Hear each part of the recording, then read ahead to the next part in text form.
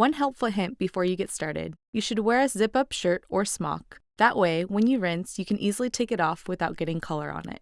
The first step is to divide your hair into 4 sections and clip it up. Then apply the barrier cream to your forehead, ears, and neck. This keeps the color off your skin.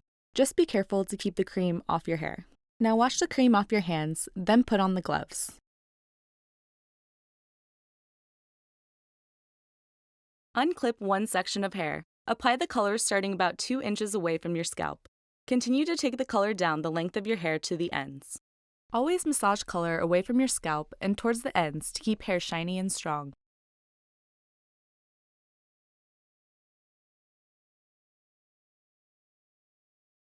Apply the remaining color to your roots.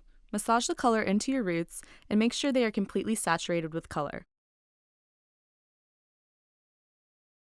When you're done, put on the cap, take off your gloves, and then use the cleansing wipe to clean up any color that dripped onto your skin. Now relax, you did it!